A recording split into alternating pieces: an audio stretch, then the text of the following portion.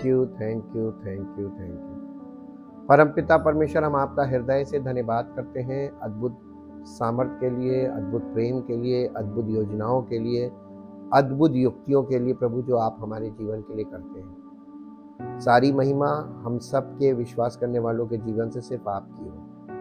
सारा श्रेय आपको देते हैं, क्योंकि प्रभु हम अपनी ओर से कुछ कर ही नहीं सकते, केवल आपको समर्पित होते हैं और आपकी सामर्थ्य के द्वारा हमारे जीवन में अद्भुत कार्य होते हैं। हम आपका धन्यवाद करते हैं, आपकी योजना के लिए बहुत दिल से धन्यवाद करते हैं। विनती करते पिता परमेश्वर के आपका प्रेम और अनुग्रह सब विश्वास करने वालों के जीवन में प्रकट हो। आपकी सामर्थ्य हमें नई सृष्टि बनाकर अपनी महिमा के लिए तैयार करे, ताकि प्रभु सब विश्वास करने वाले को जीवन आपकी महिमा का कारण हो। सारी महिमा आपको मिले। धन्यवाद के साथ इस प्रार्थना को आपके इकलौते पुत्र प्रभु यीशु मसीह के नाम से मांगते हैं, आमीन। Praise the Lord. परमेश्वर का धन्यवाद करते हैं उसके महान अद्भुत आश्चर्य कर्मों के लिए, जो हम सबके जीवन में वो प्रकट करता है, अपनी सामर्थ्य को हमारे जीवन में प्रकट करता है और वो कार्य करता है जिससे हम सब का जीवन उसकी महिमा में प्रकट हो। सारी महिमा उसी की हो। The voice of God, session number 64. Jesus is the fulfillment of the Passover. यीशु मसीह जो है वो फसह के पर्व का फुलफिलमेंट है, यानी उसने उसे सब मनुष्यों के लिए पूरा किया। जो कार्य परमेश्वर ने इजराइलियों को बताया था उनके छुटकारे के लिए, उस कार्य को समस्त मानव जाति के लिए यीशु मसीह ने पूरा किया। जिस प्रकार परमेश्वर ने फसह के पर्व की विधि के द्वारा मिस्रियों और इजराइलियों में अंतर किया था, डिफरेंशिएट किया था, इसी प्रकार से प्रभु यीशु मसीह के बलिदान की सामर्थ्य हमारे जीवन में, जो कलीसिया में है, प्रभु यीशु मसीह पर विश्वास करने वाले हैं, उनके जीवन में फसह के पर्व की विधि पूरी होती है, जिससे सांसारिक मनुष्य और मसीही में परमेश्वर अंतर करता है, ताकि जैसे उन्हें बचाया था अंतर करके, वैसे ही हमें भी बचाएगा उसी प्रकार से अंतर करके जैसे वहां अंतर किया था।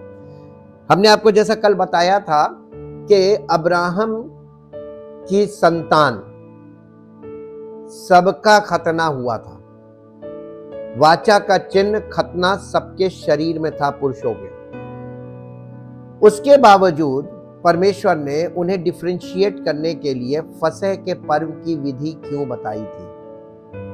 जब डिफरेंशिएशन था खतना, तो परमेश्वर ने खतने के चिन्ह को उन्हें अलग करने के लिए, मिस्रियों से अलग करने के लिए उसको मानक नहीं माना, बल्कि उन्हें फसह के पर्व की विधि बताई, जिसमें दो चीजें बहुत खास हैं। एक, मेमने का लहू द्वार के अलंगों पर, दूसरा मेमने का मांस जो उन्हें खाना था कड़वे साग पात के साथ, और पूरी तरीके से तैयार होकर खाना था, खाने की विधि। ये बातें इतनी महत्वपूर्ण है जो आज कलीसियाओं में लोग भूल गए और वो उस पॉइंट से बहुत दूर हो गए, जो रूट्स थी, रूट्स से यानी जड़ों से दूर हो गए। और इसीलिए आज मसीहों में भी, जैसे इजराइलियों में उसने अंतर करने के लिए खतने को नहीं माना था, वैसे ही आज मसीहों में अंतर करने के लिए बपतिस्मे को नहीं मानता। फिर वो ये हृदय का खतना जो मसीह में परमेश्वर स्वयं करता है, इसको वो चिन्ह मानता है, और इसी से वो सांसारिक मनुष्य और मसीही मनुष्यों को अलग अलग डिवाइड करता, डिफरेंशिएट करता है। इस बात को हम यहाँ से देख सकते हैं और सीख सकते हैं। In Luke chapter 22, Jesus Christ shared the passover feast with his apostles, saying, I have been very eager to eat this Passover meal with you before my suffering begins. For I tell you now that I won't eat this meal again until its meaning is fulfilled in the kingdom of God. लूका रचित सुसमाचार 22 अध्याय 15 और 16 पद पढ़ दीजिए, हिंदी में और फिर इंग्लिश में। और उसने उनसे कहा, अपने चेलों से कहा, मुझे बड़ी लालसा थी कि दुख भोगने से पहले हैं और फंसे, दुख भोगने से पहले यह फंसे तुम्हारे साथ खाऊं, क्योंकि मैं तुमसे कहता हूं कि जब तक वो परमेश्वर के राज्य में पूरा ना हो तब तक मैं उसे कभी नहीं खाऊंगा। क्या? फसह का भोज। यीशु मसीह यहां पर फसह के भोज की बात कर रहे थे। ये फसह का भोज उसने कहा था मैं तब तक नहीं खाऊंगा जब तक परमेश्वर के राज्य में तुम्हारे साथ दोबारा ना खाऊं। परमेश्वर के राज्य में सारी कलीसिया के साथ यीशु मसीह फसह का भोज खाएगा। ये एक फ्यूचर इवेंट है और इसीलिए Jesus is the fulfilment of the passover. यीशु मसीह हमारे फसह का की परिपूर्णता है। He is the lamb of God.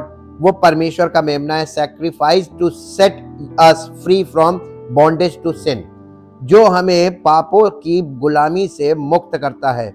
यूहन्ना रचित सुसमाचार उसका पहला अध्याय उसका 29 पद पढ़ दीजिए। यूहन्ना रचित सुसमाचार उसका पहला अध्याय उसका 29 पद।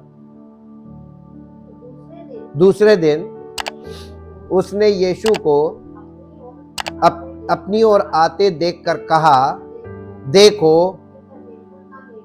देखो ये परमेश्वर का मेमना है जो जगत का पाप उठा ले जाता। अब यहां पे एक वर्ड आया है देखो, इंग्लिश में है बीहोल्ड। बीहोल्ड का मतलब होता है इनसाइट, यानी इस चीज को पवित्र आत्मा जब तक हमें प्रकट नहीं करेगा तब तक हम उस मेमने को देख नहीं सकते। देखो वर्ड का मतलब है कि अंतर्दृष्टि से देखो। ये फिजिकल आइज से देखने की बात नहीं कह रहा है, बीहोल्ड वर्ड है। बीहोल्ड का मतलब होता है इनसाइट। जी, इंग्लिश में पढ़ दीजिए। The next day John saw Jesus coming to him and said, look, there is the Lamb of God who takes away the sin of the world। यानी यही वो मेमना है जो जगत के सब मनुष्यों का पाप उठा ले जाता है। आज मनुष्यों को जगत में, आज हर मनुष्य की सबसे बड़ी समस्या जिससे वो किसी रीति से छूट नहीं सकता और जो सब समस्याओं की जड़ है वो क्या है?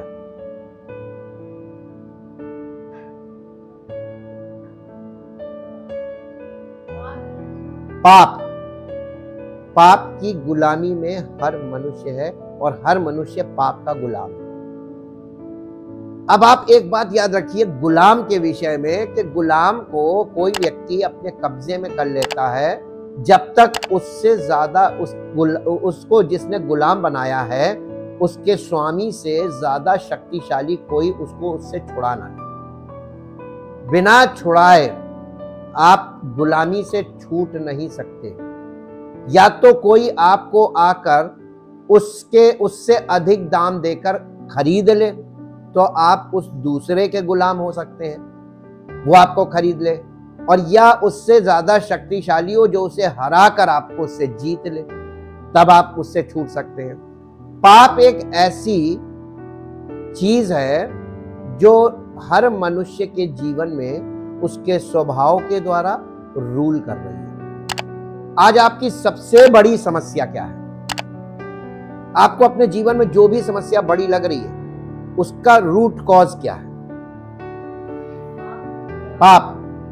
अब आप ये बताइए, आपको अगर हम कोई भी विधि बता दें तो क्या आप पाप से छूट जाएंगे? तो संसार में क्या चल रहा है? सब एक दूसरे को मूर्ख ही तो बना रहे हैं, खुद भी मूर्ख बन रहे हैं, एक दूसरे को भी मूर्ख बना रहे हैं। और ऐसी विधियां जिनसे कभी कोई पाप से नहीं छूट सकता, वो विधियों का पालन कर रहे हो, करवा रहे हैं। क्या पाप से आप छूट जाएंगे? पाप को किसने हराया? यीशु मसीह ने हराया अपने बलिदान के द्वारा। जब तक आप उस बलिदान को अपने जीवन में एक्सेप्ट नहीं करेंगे, उस बलिदान को और उस बलिदान के करने वाले को, चढ़ाने वाले को। पिता ने पुत्र का बलिदान चढ़ाया, तो पिता का प्रेम, प्रभु यीशु मसीह का अनुग्रह, ये दो चीजें आपके लिए छुटकारे के लिए अत्यंत आवश्यक हैं। और जब आप उन पर, उनके उस छुटकारे की सामर्थ पर विश्वास कर लेते हैं और विश्वास से ग्रहण कर लेते हैं, तब आपको पवित्र आत्मा दिया जाता है, ताकि आपके भीतरी मनुष्य में जो पाप की शक्ति है उससे आप लड़कर उस शक्ति को हराएं, ओवरकम करना है।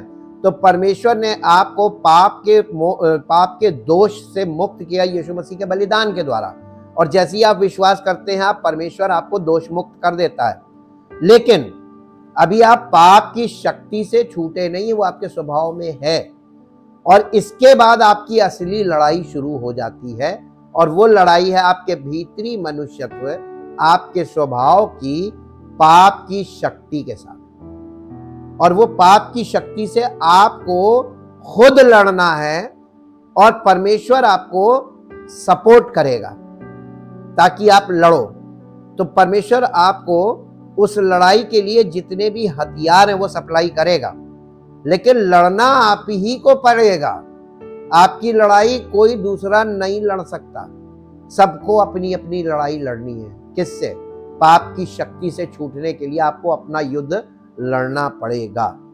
और इस दृष्टिकोण से जब आप सुसमाचार को देखेंगे, तब आपको पता चल जाएगा कि ये जो है, ये इसमें हमारा पार्टिसिपेशन जब तक 100% नहीं होगा, हम पाप को हरा नहीं पाएंगे अपने जीवन में। प्रभु यीशु मसीह ने तो पाप को हरा दिया, जिसके कारण हम उस पर विश्वास करते हैं, हमें we are free from the penalty of sin, हम पाप के दोष से मुक्त किए जाते हैं। लेकिन पाप के दोष से मुक्त होने का मतलब आपको जमानत मिल गई, आप जेल से बाहर आए हैं। अभी आपको साबित करना है कोर्ट में, ताकि आप दोष मुक्त हो जाएं। अभी आप केवल डिक्लेयर किए गए हैं राइचस, लेकिन आप वास्तव में राइचस बन जाएं, आप धर्मी बन जाएं। उसके लिए आपको जीवन में साबित करना पड़ेगा, और यहां से आपकी असली समस्या का शुरुआत होती है। हुई कि नहीं हुई? भैया आपको बंदी बना लिया था, प्रभु यीशु मसीह के बलिदान के जैसे ही आपने विश्वास किया, आपको पाप के बंधन से मुक्ति मिल गई। लेकिन अब आप स्वतंत्र हैं, तो अब और ज्यादा खतरनाक है, क्योंकि आपको लग रहा है कि आप छूट गए।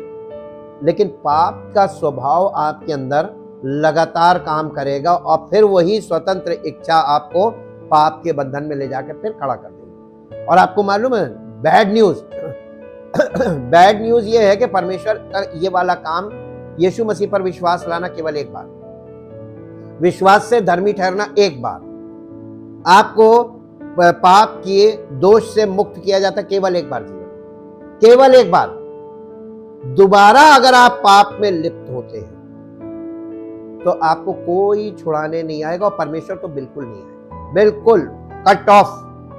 दोबारा यीशु मसीह आपके लिए बलिदान नहीं हो सकता। एक बार हुआ और आपने पहले चांस को अगर मिस कर दिया,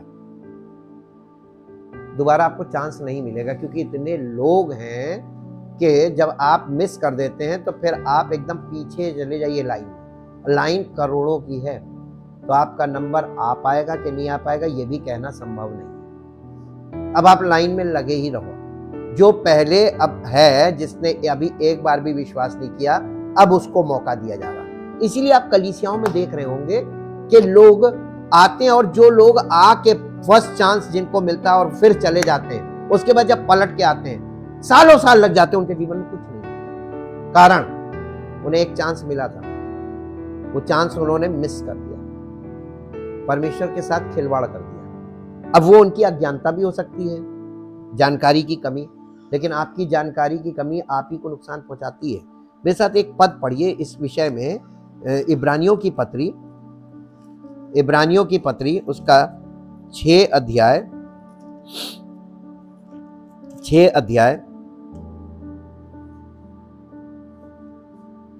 4 पद से पढ़िए। क्योंकि जिन्होंने एक बार ज्योति पाई और जो स्वर्गीय वरदान का स्वाद चख चुके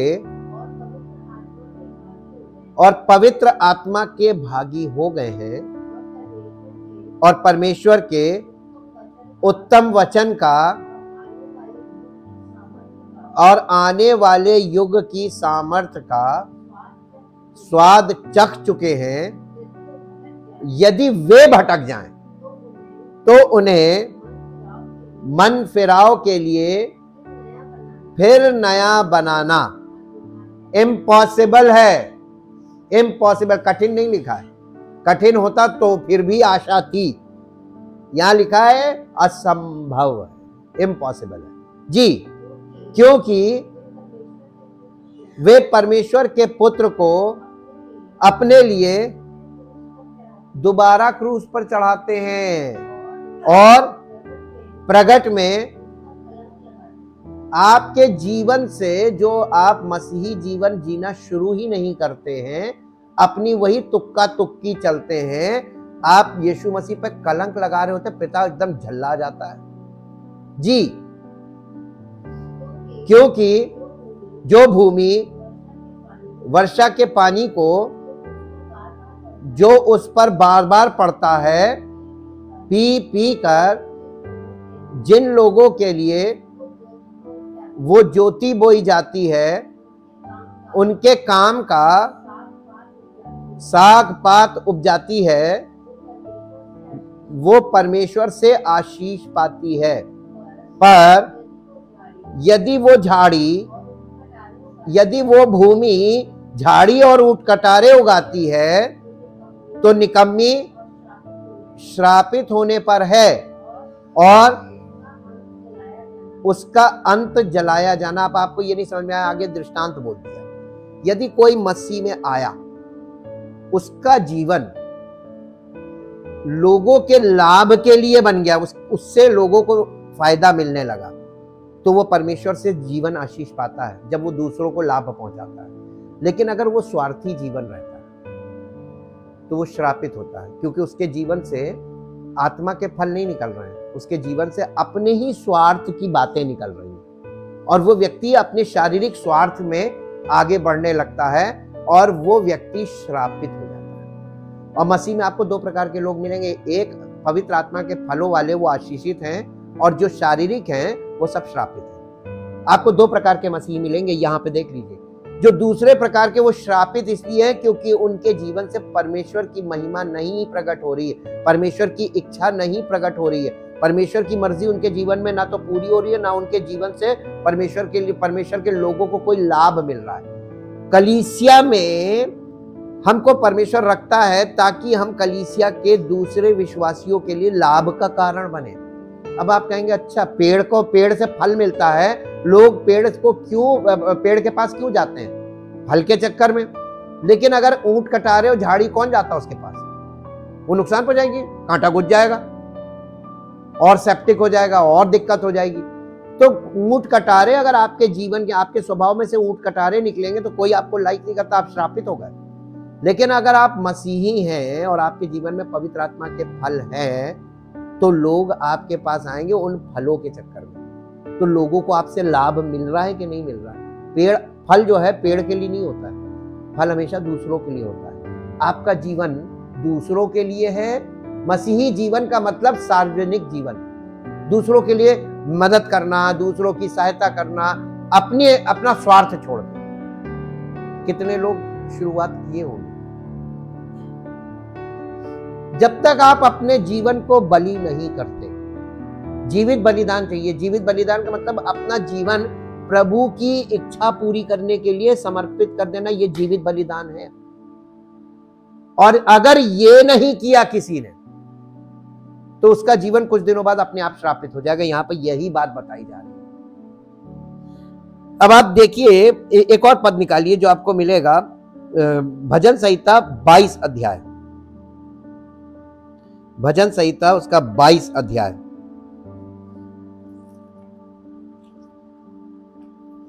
भजन संहिता का 22 अध्याय, 22 अध्याय पहले पद से पढ़िए। हे मेरे परमेश्वर, हे मेरे परमेश्वर, तूने मुझे क्यों छोड़ दिया? तू मेरी पुकार से और मेरी सहायता करने से क्यों दूर रहता है? मेरा उद्धार कहाँ है? हे मेरे परमेश्वर, मैं दिन को पुकारता हूं परंतु तू उत्तर नहीं देता, और रात को भी मैं चुप नहीं रहता, परंतु तू जो इज़राइल की स्तुति के सिंहासन पर विराजमान है, तू तो पवित्र है। हमारे पुरखा तुझी पर भरोसा रखते थे, वे भरोसा रखते थे, और परमेश्वर उनको छुड़ाता था। कब छुड़ाता था? जब वो प्रार्थना करते थे, कि जब भरोसा रखते थे। आज लोग क्या कर रहे हैं? भरोसा किसी को नहीं है, प्रार्थना सब कर रहे हैं। आगे पढ़िए। उन्होंने तेरी दुहाई दी और तूने उनको छुड़ाया, वे तुझी पर भरोसा रखते थे और कभी लज्जित नहीं हुए। आजकल के लोग क्यों लज्जित होते हैं? क्योंकि भरोसा नहीं रखते हैं। प्रार्थना बहुत करते हैं, भरोसा कुछ नहीं है। भरोसा आप वो उनके जीवन से दिख जाता है। आप लोग देख नहीं सकते, अपने अंदर झांक के देखिए। आप भरोसा नहीं रखते परमेश्वर पे। जिस दिन आप परमेश्वर भरोसा रखेंगे और ये मालूम है कि केवल वो ही कर सकता है, उस दिन देखिए आपको किसी की जरूरत नहीं पड़ेगी, वो करके दिखाएगा। ही इज केपेबल, वो है सर्व सामर्थी है। आगे पढ़िए। परंतु मैं तो कीड़ा हूं, मनुष्य नहीं। मनुष्यों में मेरी नाम धराई है और लोगों में। आपको मालूम है ये भजन संहिता, इसको बोलते हैं मैसियानिक साम। ये यीशु मसीह के लिए लिखा गया है। और ये बात, हे मेरे परमेश्वर, हे मेरे परमेश्वर, तूने मुझे क्यों छोड़ दिया, ये किसने बोला था? कब बोला था? जब क्रूस पर था। उस समय पिता का पुत्र के साथ संबंध विच्छेद हो गया था। ये कहते हैं स्पिरिचुअल डेथ। और ये यीशु मसीह के लिए बहुत भारी थी, क्योंकि उसने कभी पाप नहीं किया था। उसके बावजूद वो आत्मिक तौर पे मरा, यानी परमेश्वर से संबंध विच्छेद हुआ। जैसे आदम को वो परमेश्वर ने वाटिका से निकाल दिया था, वैसे ही प्रभु यीशु मसीह को अपनी दृष्टि से दूर कर दिया था, संबंध विच्छेद कर लिया था। ये कठिन चीज थी। यीशु मसीह इसके लिए बहुत व्याकुल था, क्योंकि उसने ऐसा कभी कोई काम नहीं किया था कि पिता से उसका संबंध विच्छेद हो। स्पिरिचुअल डेथ उसकी नहीं हुई थी। यीशु मसीह को फिजिकल डेथ से कोई प्रॉब्लम नहीं थी। उसके पास वरदान था कि वो अपना प्राण दे भी सकता, वापस ले भी सकता, और वो हुआ। लेकिन उसके लिए जो कठिन बात पड़ रही थी, कौन सी मृत्यु उसके लिए कठिन थी? आत्मिक मृत्यु। इसको वो इसके लिए कह रहा था, हे मेरे परमेश्वर, हे मेरे परमेश्वर। जैसे ही समस्त मानव जाति का पाप उसके ऊपर आया बलिदान पे, पिता ने उसको छोड़ दिया, क्योंकि पापी के साथ परमेश्वर नहीं होता है। तो पिता का पुत्र से संबंध विच्छेद हुआ था। तब वो चिल्लाया, हे मेरे परमेश्वर, हे मेरे परमेश्वर, तूने मुझे क्यों छोड़ दिया? आपका जैसे ही परमेश्वर पिता के साथ संबंध विच्छेद होता है, आपके जीवन में कराहट आ जाती है। आप कराहने लगते हैं, परमेश्वर कहाँ है, परमेश्वर कहाँ है, कहाँ चला गया? आप खोजने लगेंगे। अब आप उसको देख नहीं सकते। जैसे आदम उसकी आवाज सुन सकता था, लेकिन परमेश्वर को देख नहीं सकता था। ये दशा हो जाती है। आप परमेश्वर की दृष्टि से ओझल हो जाते हैं, और ये भयानक स्थिति है। समस्त मानव जाति इसी दशा में। यीशु मसीह इसी दशा में गया हमको इस दशा से बाहर लाने के लिए। ये बलिदान था। अब यहाँ इसको आप घर में जाके पढ़िएगा कि यीशु मसीह के विषय में आज भी लोग कैसी कैसी बातें करते हैं। वो सब लिखा हुआ है जो आज मनुष्य उसके विषय में बोलते हैं। लेकिन आपको मालूम है, वो राजाओं का राजा और प्रभुओं का प्रभु बन चुका है। अब उसके विषय में बोली गई बात का प्रभाव बोलने वाले पर खुद ही पलट जाएगा। एक पद और निकालिए जो आपको मिलेगा, यशायाह नबी की पुस्तक, उसका 53 अध्याय। यशायाह नबी की पुस्तक, उसका 53 अध्याय, पहले पद से पढ़िए। जो समाचार हमें दिया गया उसका किसने विश्वास किया, और यहोवा का भुजबल किस पर प्रकट हुआ? क्योंकि वो उसके सामने अंकुर के समान और ऐसी जड़ के समान उगा जो निर्जल भूमि में फूट निकले। उसकी ना तो कुछ सुंदरता थी कि हम उसको देखते, और ना हमें उसका रूप ही ऐसा दिखाई पड़ा कि हम उसको चाहते। वो तुच्छ जाना गया, और मनुष्यों का, आज देखिए समस्त मानव जाति में यीशु मसीह को त्यागा हुआ है। आज मनुष्य इतनी बुरी दशा में कैसे पहुंच गया? जिसको ग्रहण करना था उसी को त्यागा हुआ है। वो मनुष्यों में तुच्छ जाना जाता। आज भी लोग गलत बातें उसके विषय में बोलने से चूक नहीं रहे, लेकिन नुकसान किसका है? समझ। और जितने उन लोगों की बातों पर विश्वास कर रहे हैं उनका उससे ज्यादा है कि तुमने तो उनकी बोली पर विश्वास कर लिया, परमेश्वर का वचन सुना ही नहीं, ना खुद देखा ना कुछ जांच करी। उन्होंने जो बोला तुमने मान लिया, तो तुम तो जबरदस्त श्रापित हो गए, क्योंकि खाली सुनकर चलने वाले वो तो मूर्ख हो गए। जी, वो दुखी पुरुष था, रोगों से उसकी जान पहचान थी, और लोग उससे मुख फेर लेते थे। वो तुच्छ जाना गया, और हमने, बिल्कुल सही बात है, किसी ने उसका मूल्य ना जाना। निश्चय उसने हमारे रोगों को सह लिया और हमारे ही दुखों को उठा लिया, तो भी हमने उसे परमेश्वर का मारा कूटा और दुर्दशा में पड़ा हुआ समझा। इसे भी अब आप घर में पढ़ के देखिएगा कि यीशु मसीह किसके लिए इस दशा में उतरा था, किसके लिए बलिदान हुआ, उसने ये सब कुछ किया किसके लिए? उसने तो एक भी पाप नहीं किया था, वो निष्पाप था, तो वो किसके पापों का दंड भोग रहा था? और हम आज भी पाप में जीवन बिता रहे हैं, तो हम उसको दोबारा क्रूसीफाई करना चाह रहे हैं कि नहीं चाह रहे हैं? और असंभव होगा यीशु मसीह को या पिता को मना लेना कि पुत्र के बलिदान के द्वारा जब उसने हमारा छुटकारा रखा। हमारा फसह का मेमना कौन? आपने उस फसह के मेमने का भोज किया, आपने उसको अपने जीवन में ग्रहण किया, उसका लहू आपके शरीर में लगा। वो वहां पे उनके घरों का मतलब हमारे प्राणों का घर हमारा शरीर है। तो हमें अपने शरीर पर यीशु मसीह के लहू की छाप चाहिए, और ये छाप देखकर नाश करने वाला दूर रहेगा, लांग जाएगा, उस जिंदगी को छोड़ देगा जिस पर यीशु मसीह का लहू है।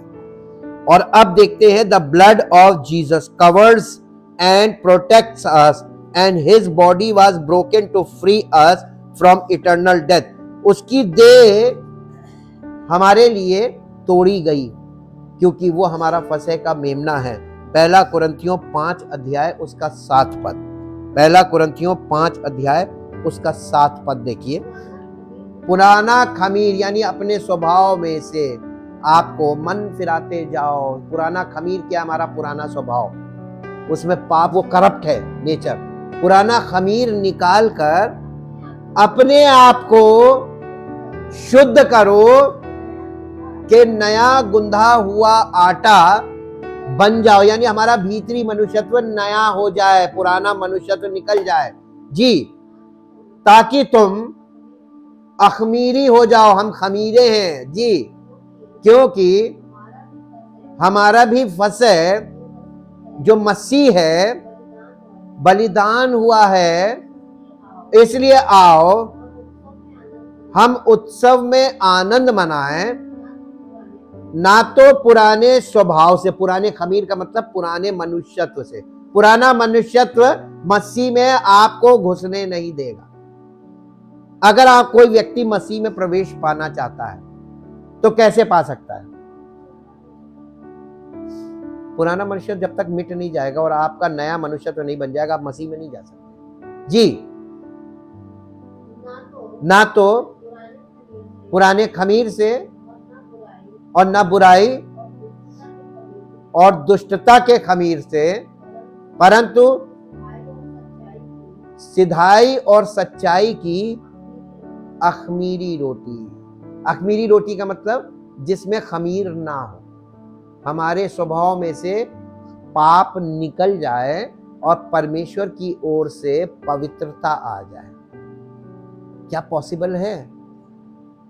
कैसे पॉसिबल है? ये इम्पॉसिबल है जब तक हम टोटल सरेंडर नहीं करेंगे। करेगा क्योंकि वो हम नहीं कर सकते, ये हमारा कार्य नहीं है। यही कार्य वो पवित्र आत्मा के द्वारा हमारे भीतरी मनुष्य में करता है, और इसके लिए जो टूल इस्तेमाल करता औजार, वो परमेश्वर का वचन। परमेश्वर का वचन औजार है, ये हथौड़ा है, ये आग है, ये शार्प नाइफ है। काट काट के हर चीज को तुम्हारे अंदर से काट के निकालेगा। ये वचन आपके अंदर जाके चुभेगा, ये आपको बेचैन करेगा, ये आपको परेशान करेगा वचन। इसीलिए लोग वचन से दूर भागते हैं, क्योंकि ये वचन पियर्सिंग है, सुनने वाले के हृदय छिदते हैं। इसलिए लोग, और यही टूल है, पवित्र आत्मा इसी का प्रयोग करेगा। और पवित्र आत्मा जब इसका प्रयोग करता है तो बहुत हार्ड तरीके से करता है, ताकि हमारे अंदर से वो खमीर निकाले। अब आपको पता चल गया ना। अब यीशु मसीह के लहू की सामर्थ देखिए, क्योंकि वो जो मौत का फरिश्ता था, द एंजल ऑफ डेथ, वो उसको केवल एक बात मालूम थी परमेश्वर की ओर से। उसको ये बोला गया था, जिन घरों पे लहू लगा देखना उसको लांग जाना। इसी को पास ओवर बोलते हैं। तो वो जो एंजल ऑफ डेथ है, मौत का फरिश्ता है, आज भी अंत के दिनों में किन घरों को लांगेगा, किन जिंदगियों को लांगेगा? जिनके शरीर पर यीशु मसीह के लहू की छाप लगी। अरे ये तो बहुत कठिन चीज है। ये छाप लगाएगा कौन? पवित्र आत्मा। ये पवित्र आत्मा है। बिना पवित्र आत्मा के ये छाप लगेगी नहीं। ये पास्टर नहीं लगा सकता है, कलीसिया नहीं लगा सकती। कलीसिया यहां सब फेल। ये छाप वही लगाएगा, और इस छाप को लगाने के लिए ही पवित्र आत्मा को उसने भेजा है।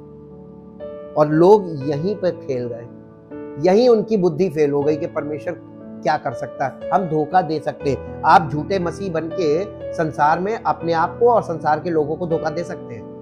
मसीही लोगों का रूप धारण कर लेने से आप मसीही नहीं होते। नकल तो हमेशा हो सकती है, परंतु बराबरी कभी नहीं। पढ़ा है? कभी सुना? ये जगह जगह लिखा रहता है। और आज की दुनिया में लोग, मालूम है किस चीज में तेज है? नकल करने। नकल करने में तेज है ज्यादा। आज लोगों को देख लीजिए, सब एक से अगर हरकत कर रहे हैं तो इसका मतलब सब नकलची है, सबने एक दूसरे की कॉपी कर ली। क्या ये मसीही है? ये प्रश्न मैं इसलिए उठा रहा हूं क्योंकि परमेश्वर के वचन के अकॉर्डिंग अगर आप देखेंगे तो आप कहेंगे एक भी नहीं। जब हम इंसान होके वचन के द्वारा पर पवित्र आत्मा के दृष्टिकोण से देखते हैं तो हमें साफ साफ दिखने लगता है। तो परमेश्वर जिसने सब कुछ किया और जिसको सब कुछ मालूम है कि मनुष्य का भीतरी मनुष्य क्या है और मनुष्य के विचार कैसे है, मनुष्य का स्वभाव क्या है, वो क्या दूर से परख नहीं लेता होगा? बिल्कुल सही लिखा है कि परमेश्वर हमें दूर ही से परख लेता है। उसके सामने ड्रामेबाजी करने से अच्छा है सरेंडर कर दो। ड्रामेबाजी करना दोषी ठहरने वाला काम है, तो क्यों और मार खाना चाहते हो? जितनी जल्दी सरेंडर करो ताकि तुम्हारा उद्धार का काम शुरू हो। लास्ट में हम एक वर्स आपको दिखाना मांगते हैं कि यीशु मसीह के लहू की सामर्थ्य कितनी जरूरी है, और यही एक चिन्ह है। इब्रानियों की पत्री उसका 9 अध्याय का 11 पद से पढ़िए। इब्रानियों की पत्री 9 अध्याय और उसका 11 पद। परंतु जब मसीह आने वाली अच्छी अच्छी वस्तुओं का महायाजक होकर आया तो उसने और भी बड़े और सिद्ध तंबू से होकर, जो हाथ का बनाया हुआ नहीं, अर्थात इस सृष्टि का नहीं, और बकरों और बछड़ों के लहू के द्वारा नहीं, पर अपने ही लहू के द्वारा एक ही बार पवित्र स्थान यानी परम पवित्र स्थान में प्रवेश किया और अनंत छुटकारा प्राप्त किया। क्योंकि जब बकरों और बैलों का लहू और कलोर की राख का अपवित्र लोगों पर छिड़का जाना शरीर की शुद्धता के लिए उन्हें पवित्र करता है, तो मसीह का लहू जिसने अपने आप को सनातन आत्मा के द्वारा परमेश्वर के सामने निर्दोष चढ़ाया, तुम्हारे विवेक को मरे हुए कामों से क्यों ना शुद्ध करेगा, ताकि तुम जीवते परमेश्वर की सेवा करो। जब तक आपका विवेक शुद्ध नहीं हो जाता, एक बार होना है विवेक शुद्ध, ये नहीं कि रोज आप खड़े हैं कि प्रभु फिर से, तो नहीं, एक बार माफी मिलती है, उस माफी की ओर प्रतिदिन, अगर आप चाहते हैं माफी आपके जीवन में जो एक बार मिली है ये मेंटेन रहे, बनी रहे, तो आपको क्या करना मालूम है? हर समय मन फिराते रहना, हर समय ये देखते रहना कहीं हमसे चूक ना हो जाए। ये वाली चीज परमेश्वर नाराज तो नहीं होगा, हम ऐसा बोल रहे हैं, हम ऐसा व्यवहार कर रहे हैं, हम ऐसा सोच रहे हैं, हम इनके साथ ऐसे गलत तरीके से पेश आ रहे हैं, परमेश्वर नाराज तो नहीं होगा। आपके व्यवहार को आपको देखना है कि आप अभी भी वही पुराने स्वभाव में हैं। पहले जैसे आपको जब गुस्सा आता था, जो मन में आया बोल दिया, झनक पटक कर ली, जो मन में आया वो करने लगे, उल्टी सीधी बातें सोचने लगे, है ना? यही है पुराना स्वभाव। क्या अभी भी आपने मसीह यीशु पर विश्वास करने का अंगीकार किया और अभी भी आप वैसे ही जीवन जी रहे हैं? वही सोच, फालतू की सोच, फालतू की हरकतें कर रहे हैं और आप कह रहे हैं हम तो मसीह में विश्वास करते हैं। फंस गए, ऐसा कह के आप फंस गए। अब आप दोष मुक्त नहीं हो सकते। मन फिराना उसी दिन से शुरू कर दीजिए। इसीलिए जल्दी ये मत बोलिए कि हम मसीह में हैं। ये बोल देने का मतलब ये है कि दुष्ट की सामर्थ आपको बर्बाद कर देगी, क्योंकि उसको मालूम है ये मसीह में नहीं है। आपको नहीं मालूम कि आप मसीह में हैं कि नहीं है, लेकिन दुष्ट आत्माओं को और शैतान को मालूम है कि कौन है कौन नहीं है, और परमेश्वर को भी मालूम है कौन है कौन नहीं। तो किससे डरना चाहिए? परमेश्वर से डरना चाहिए। दुष्ट आपको झूठे अंगीकार के कारण फंसा देगा और वो आपके जीवन में सत्य को पूरा होने ही नहीं देगा और आपका अंगीकार झूठा रहेगा। और एक दिन मालूम क्या होगा? परमेश्वर आपको खुद ही किनारे कर देगा। शैतान क्या करता है? शैतान हमें परमेश्वर से नहीं अलग करता है, वो हमें ऐसी दशा में डाल देता है कि परमेश्वर खुद ही हम परमेश्वर से अलग हो जाते हैं। इसको कहते हैं विलफुल ब्लाइंडनेस, यानी अपनी इच्छा से अंधे बने रहना। नहीं, हमको परमेश्वर ने छुटकारा दिया है, आप उस छुटकारे को पहले समझो, जल्दी से अंगीकार मत करो, बल्कि परमेश्वर के योग्य जीवन जीना शुरू करो, ताकि परमेश्वर डिक्लेयर करे ये मेरा चुना हुआ है। यीशु मसीह ने कभी नहीं कहा था कि मैं परमेश्वर का पुत्र हूं, लेकिन परमेश्वर पिता ने और पवित्र आत्मा के द्वारा ये जीवन में उसके बार बार उसके जीवन से इस बात को गवाही के तौर पे स्पष्ट किया कि ये मेरा चुना हुआ है। आकाशवाणी हुई कि ये मेरा प्रिय पुत्र है।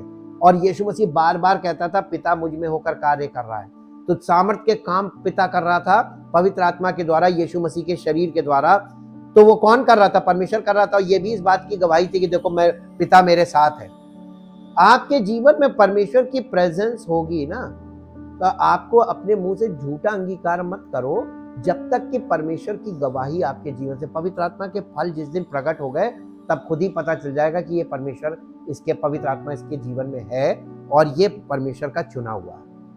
अपनी ओर से जो आप शारीरिक प्रयास करते हैं और झूठे अंगीकार करते हैं, झूठे दावे करते हैं, ये कैसे हो रहा है? ये आप अज्ञानता में कर रहे हैं और आपको ये नहीं मालूम कि आप यीशु मसीह को श्रापित कर रहे हैं, क्योंकि आपके जीवन से दूसरे लोग ये देखेंगे तो कहेंगे ये होते मसीही। तो प्रगट में यीशु मसीह पर कलंक लग रहा है कि नहीं लग रहा? इसीलिए लिखा है कि जो लोग एक बार प्रभु यीशु मसीह का दर्शन पा गए, बॉर्न अगेन हो गए, यदि वे भटक जाए तो उन्हें दोबारा फिर से मन फिराव करने के लिए नया करना अनहोना है। आपको दोबारा चांस मिलेगा नहीं मन फिराने का। एक ही बार मिला है, एक बार जन्म, फिर एक बार आत्मिक जन्म, और फिर उसके बाद शारीरिक मृत्यु, और उसके बाद आत्मिक दंड, अनंत दंड, या तो अनंत जीवन। तो अनंत जीवन भी एक ही बार मिलेगा, जैसे शारीरिक जीवन एक बार मिला वैसे ही अनंत जीवन भी एक बार मिलेगा। अगर आप इसे नहीं संभाल पाए तो आपसे छिन गया तो आप हार जाएंगे। परमेश्वर नहीं हारता है, परमेश्वर, हम हारते हैं और हम प्रगट में ऐसी जिंदगी जीते हैं जिससे परमेश्वर के पुत्र पर कलंक लगता है और परमेश्वर हमसे और नाराज होता है। Thank you, thank you, thank you Lord. परमपिता परमेश्वर, हम आपका हृदय से धन्यवाद करते हैं अद्भुत युक्ति के लिए, आपके पवित्र वचनों के लिए और पवित्र आत्मा के लिए, जिसके द्वारा प्रभु हम इन बारीकियों को सुन और समझ पा रहे हैं। हाँ पिता परमेश्वर, हम तो अज्ञानी हैं और हम नहीं जानते हैं कि हम क्या कर रहे हैं, हम कितना सही है कितना गलत है।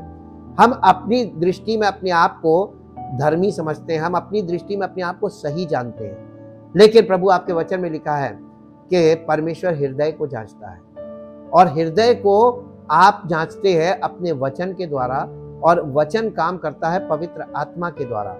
और जब पवित्र आत्मा के द्वारा वचन हमारे अंदर आता है तो हमारा हृदय सही और गलत में अंतर करने को देख सकता है। हम आपके वचन में जाकर अपने आप को देख सकते हैं कि हम कितने सही हैं वचन के अनुसार और हम कितने गलत हैं। परमपिता परमेश्वर, काश हर विश्वास करने वाला आपके वचन में ध्यान से देखे, अपने आप को देखे, अपने विचारों को देखे, अपने हृदय को देखे, अपने जीवन को देखे, अपने चरित्र को देखे, और प्रभु आपको अपने आप को समर्पित करें। क्योंकि प्रभु, हम पाप की गुलामी से छूट नहीं सकते हैं, लेकिन आपके पुत्र यीशु मसीह के लहू के द्वारा हम छुड़ाए जाते हैं। यीशु मसीह हमारा उद्धार करता है। जब तक उद्धार करता हमें छुटकारा ना दे तब तक हम छूट नहीं सकते। इसलिए अपने आप को समर्पित करते हैं और यही विनती करते हैं प्रभु कि जो लोग छुटकारा पाए हुए हैं उनके जीवन में वो छुटकारा बना रहे और वो मसीह में सुरक्षित रहें, और जिन्हें छुटकारा नहीं मिला है, यीशु मसीह का अनुग्रह और पिता का प्रेम प्रकट हो और उन्हें छुटकारा मिले और उनका छुटकारा भी सुरक्षित रहे और वो मसीह में सुरक्षित बने रहे। क्योंकि वो हमें केवल छुटकारा नहीं देता है बल्कि हमारे छुटकारे को सुरक्षित भी करता, हमारे छुटकारे की सुरक्षा करता, ताकि कोई हमको पथ भ्रष्ट ना करे। हम आपका धन्यवाद करते चाहते प्रभु, अनुग्रह सब पर जो आपने किया है उस अनुग्रह की सामर्थ्य सबके जीवन में कार्य करे और आपकी महिमा प्रकट हो। यीशु मसीह के नाम से मांगते हैं, आमीन। Praise the Lord. परमेश्वर आपको आशीष दे।